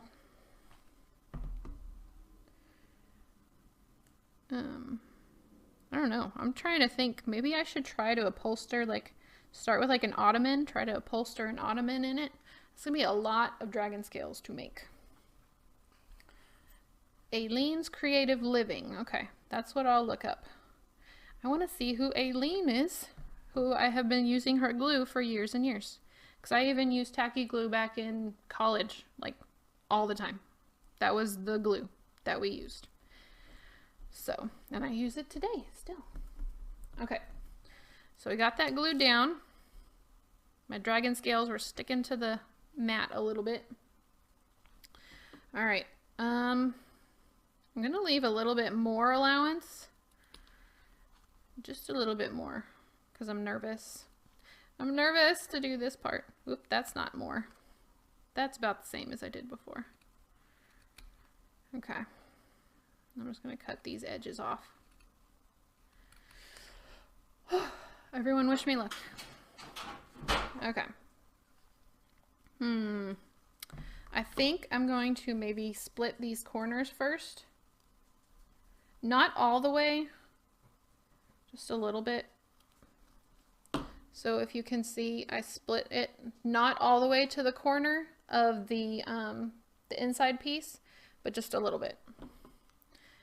Because because it's not fabric, I'm afraid that if I push it too much, without it having some kind of relief or break in the material, it may actually come apart. So, and then once I have it on here, I can add another layer of Mod Podge if I feel like some of the pieces are coming off. All right, so here we go. The first test of this material's ability. All right, well, that went over pretty well. It just went over the edge. Here, let's see. Okay, so that worked good. Let's do the other side.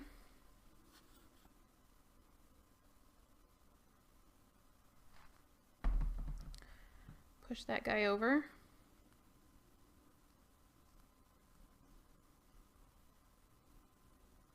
Oh, see, here's where I was thinking it was going to start splitting, but it's on the edge, so it's okay. If we have any scales come up, I can always glue them back.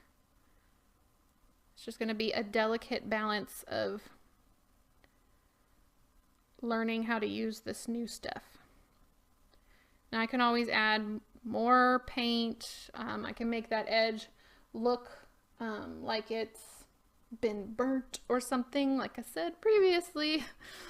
If my miniatures go wrong, I just add a burn spot or a mold spot or something to cover it up. Okay, so I'm going to clip off these little edges. It is definitely more like a leather type feel, very kind of thick, not like fabric at all, which is why it's having a hard time behaving over here in the corner. Oh, there we go. It kind of went back together. Okay, you stay together over there. All right, so we got the top and the bottom on there. Let's see if we can bend it. Oop, it bent pretty well. So we've got a binding. Let's see. Can you see? There we go. All right. So it's not looking too bad. Not looking too bad. All right. So let's get these edges glued down. I'm not as scared anymore. Oop, cut that one a little close. That is okay. Just gonna cut these corners in a little bit.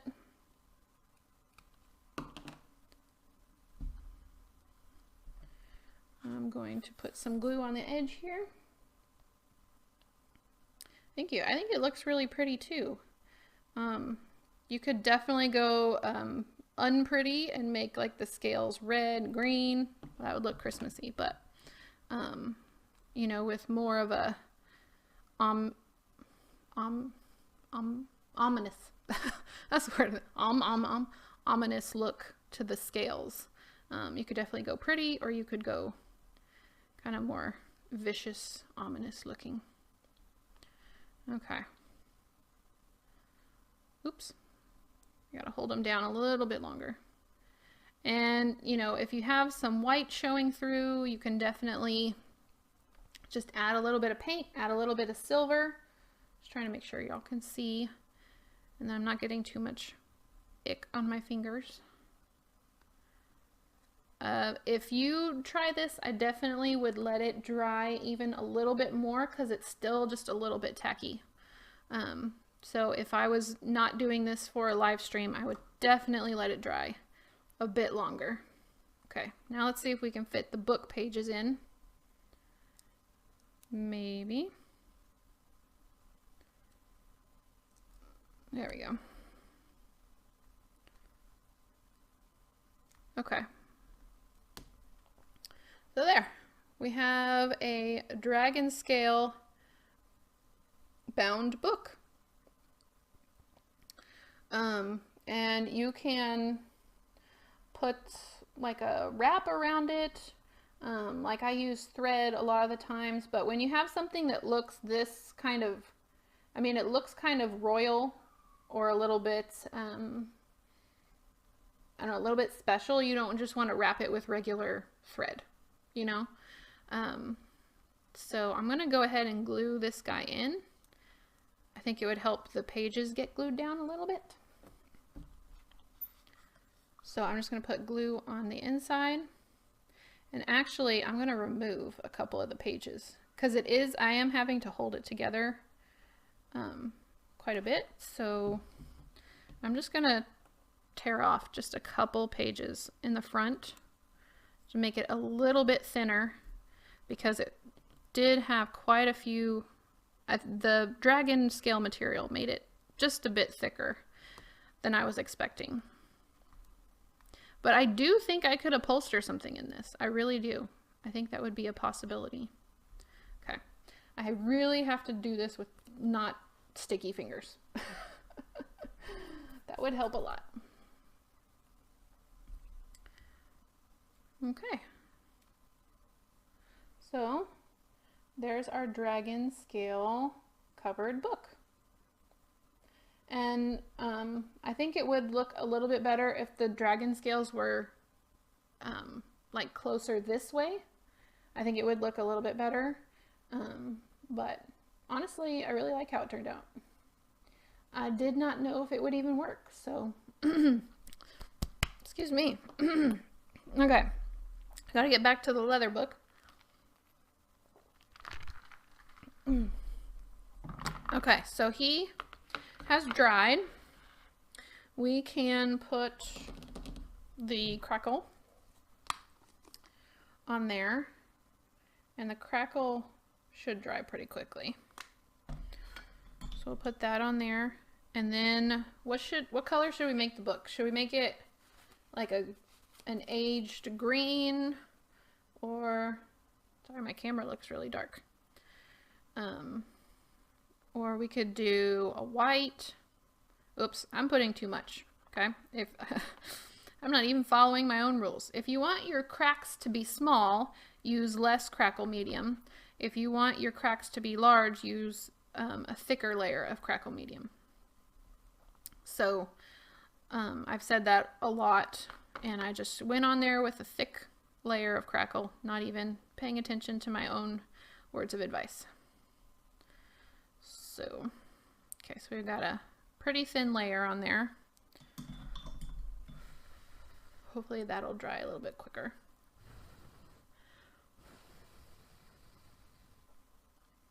Aged green. I love making things green. Since we didn't use green on the dragon book, maybe I'll use a green for this. Let me go get my vintage looking green color.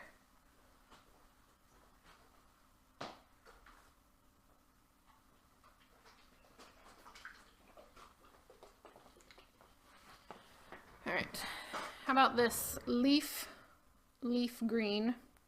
And then it'll crackle and you can see, oh, dark burgundy. Yeah, okay.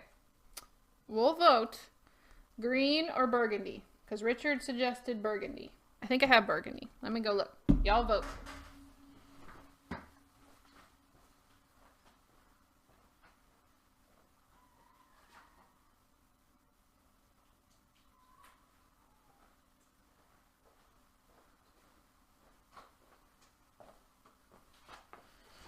Okay, I have like this.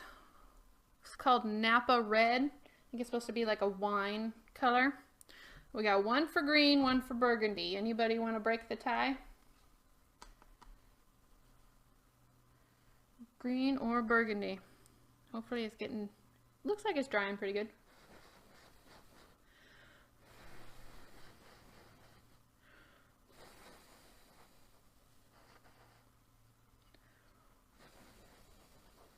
And if y'all are just joining in, wondering about the giveaway, last announcement, or I already announced it, but Angelina M won the giveaway, so I'm going to be contacting her, and if she doesn't get in contact with me, then I will pick someone else. So stay tuned for that. I think she'll probably get back in contact with me, though. Okay, we have one for burgundy, one for green. Let's see. Maybe we could do two-toned. Well, I wonder how that would look. Oh, we got another one for burgundy. All right, Daniela broke the tie. We're going to do a burgundy book. Hi, Daniela. Okay. It's not super dry, so hopefully this still works. Because I can hear my kids wanting to run in here. My husband's holding them back.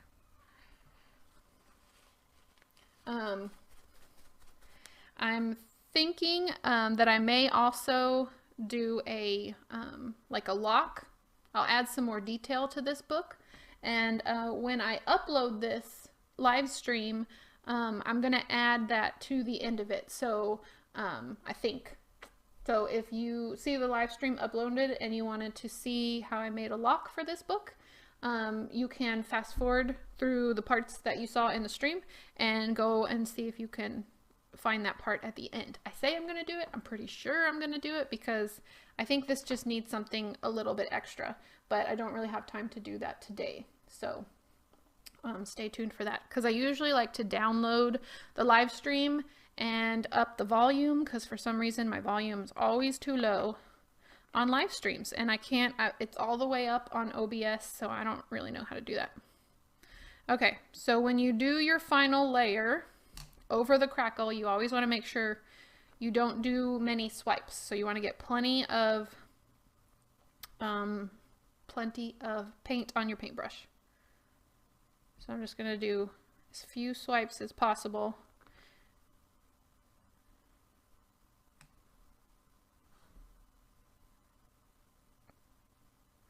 And leather always seems to be thicker on the edge, so I'm just putting a little extra on the edge here.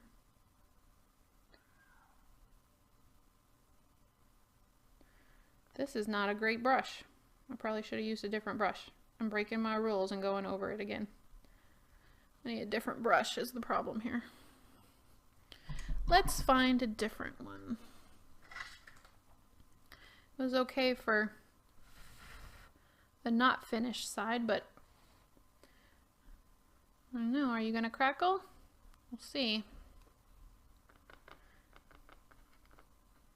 It's what happens when you rush miniatures.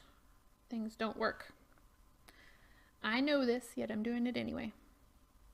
So I can try and show y'all from start to finish. Make sure you get those sides of the book, because that's what you're going to be able to see. Oh my goodness. I'm just not having brush luck today. Maybe this brush? It is not crackling. I think maybe it's soaked into the fabric, but we'll see. We'll give it the benefit of the doubt. There's other ways we can age besides just crackle.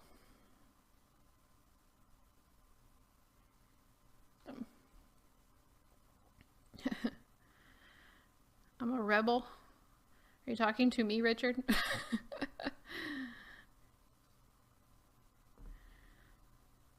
I don't know if anyone's ever called me a rebel. Ever. Oh, here comes my dog. She's looking at me like, why are the kids making so much noise? Why? Okay, I don't know. I don't feel like y'all can see that very well at all. It's probably because I have the white palette here. Let me see. Can y'all see that a little bit better without the white palette making the camera do crazy stuff? Not that it's really great to see it because it looks crazy.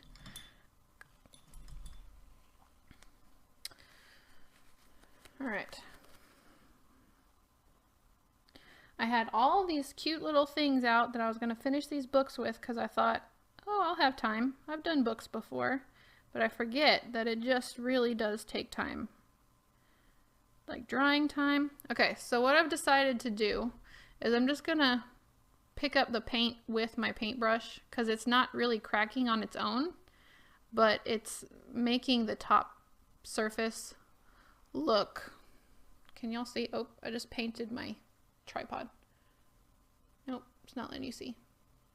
Okay, it's not cracking, but I'm making it look like there's chunks of the leather that have been kind of removed a little bit.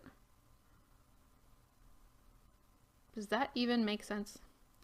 And so usually along the spine, like I can also take the back of my paintbrush and rub along the spine here.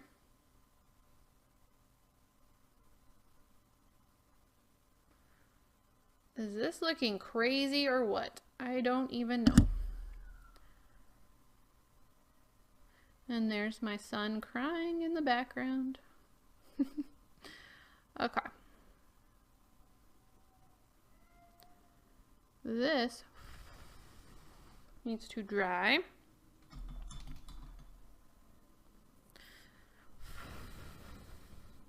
So this is probably the kind of book that I would bind in like some of this embroidery thread, not this color,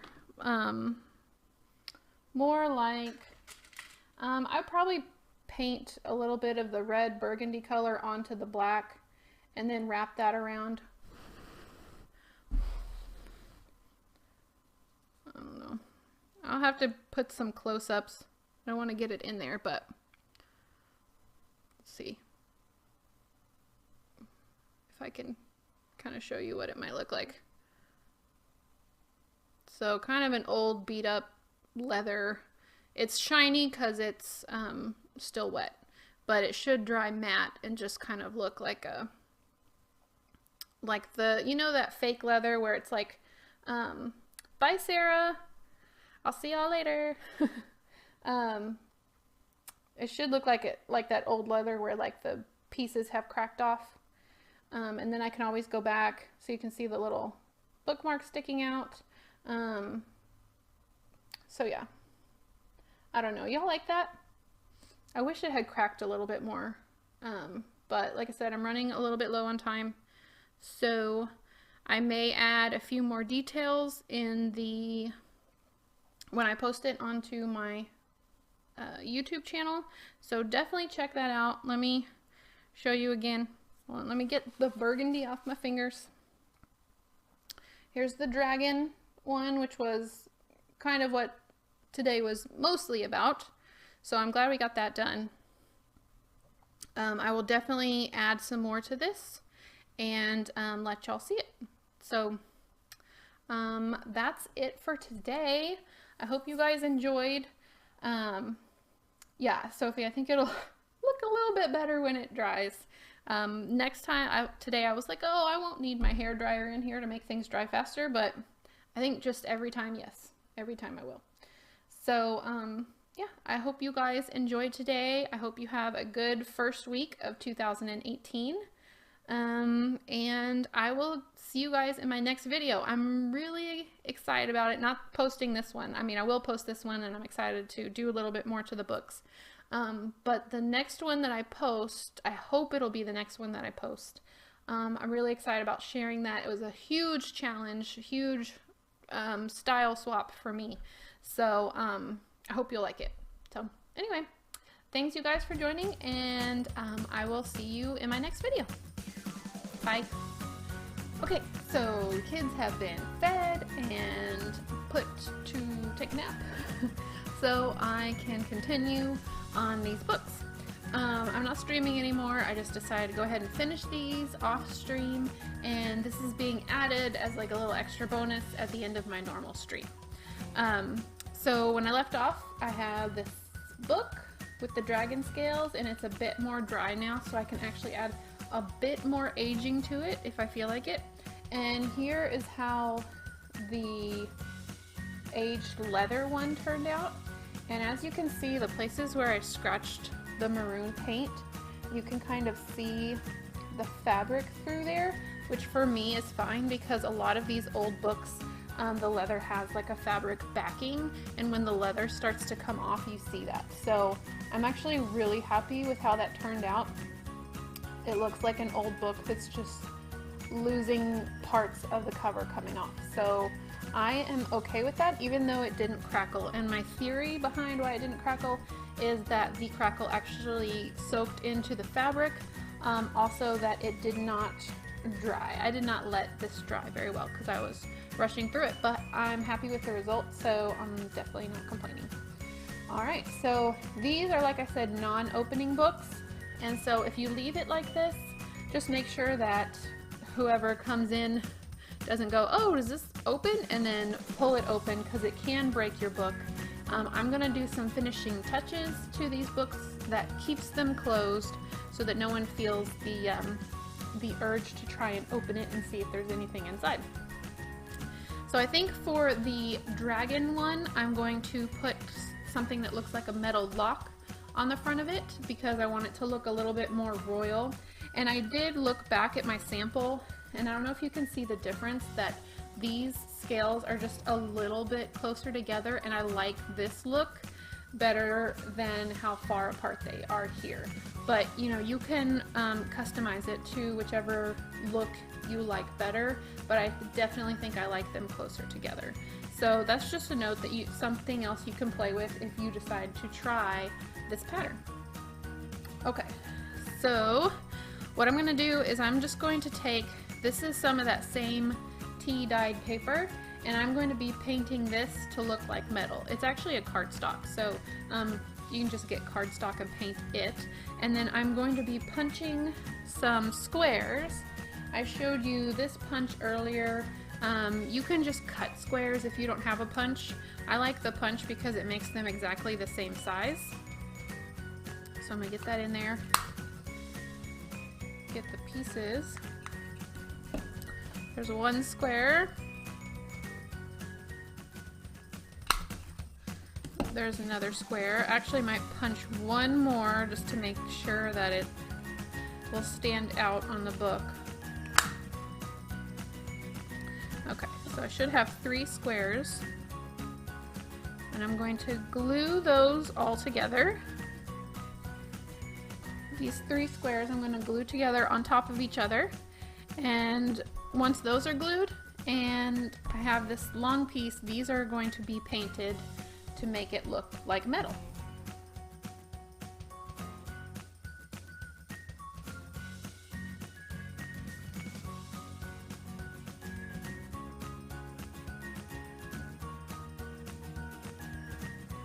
Once it's all glued together like this, I'm going to go ahead and make it look like a lock.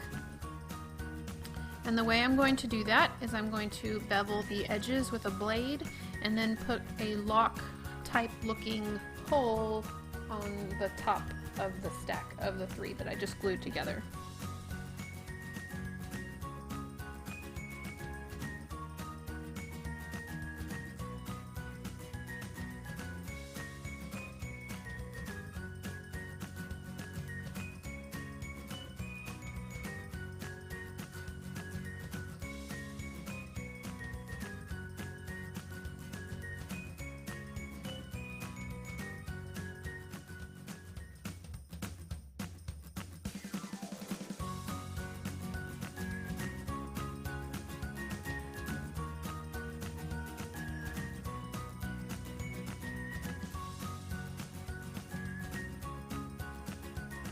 After a lot of poking and prodding with my drill and my blade, this is the keyhole that I came up with. It's pretty small, but once I paint it, I can accentuate it with black paint so it'll show up a lot more.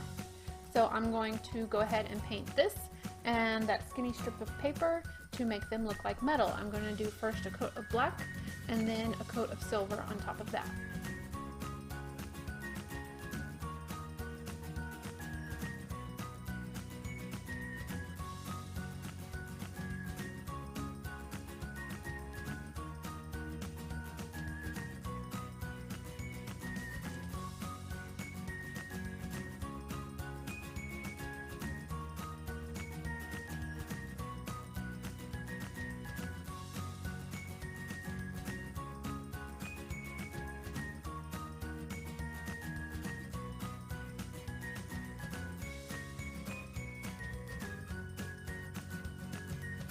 After both of these pieces have dried, I can carefully glue them onto the dragon scale book, and then I can continue to age it around having these pieces on it.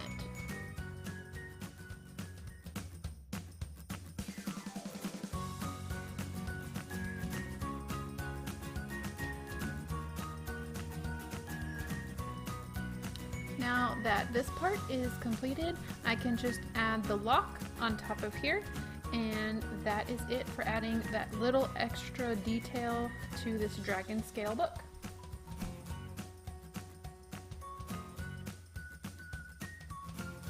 I'm going to let this dry and then work on the other book, and then when this is done drying, I'm going to age it just a little bit more because it's still looking a little bit too shiny for me. For this guy, I'm just going to do something a little bit simpler. I'm going to wrap some embroidery thread around it, add a few beads just for decoration, and then be done with it. I'm going to go ahead and use this embroidery floss that I already used to put in this little bookmark looking ribbon, just to kind of keep the colors the same. I may age it also with a little bit of chalk pastel just to make it look a little bit older to match the feel of the book, because right now it's nice and bright and shiny. So I am going to go ahead and put a little dab of glue and put it on the back of the book, because most likely that will be the least seen side of the book.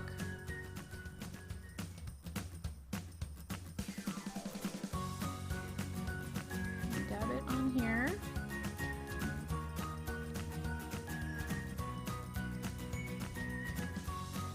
And then hold it tight with one finger as I start to wrap the string around this book. And it doesn't have to be straight and perfect.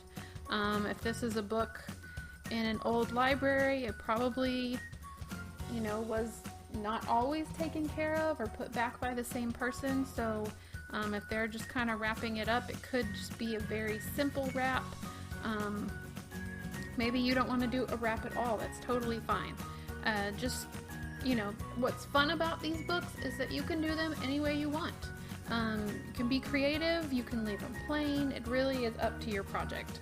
Okay, so I think I'm gonna leave mine like this, and I'm gonna glue down my the end of my thread right here, and I'm actually going to make a faux knot because my string's not long enough to make a knot that I feel confident with. So I'm going to make a fake knot and then just glue it on top of there. And then I'm just going to add a few beads of decoration to this. So let me make a little knot.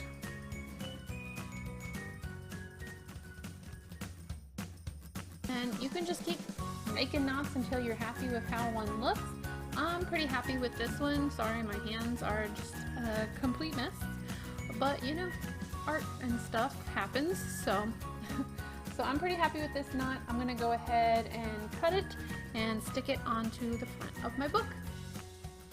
So now it looks as though I have some kind of complicated knot going on the front of this book, keeping it closed. And I'm gonna try and add just a few beads. We're gonna see if this works. If not, we won't add beads, but we're gonna try.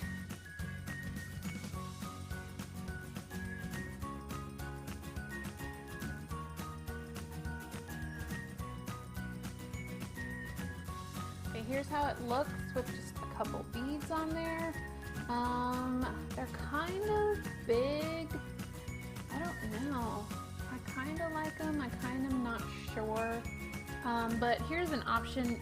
You can get smaller beads, obviously, that may look a little bit better. I think I'm going to take them off. I'm not a big fan. I like it the more of the plain look, but that's just an example of something you can do.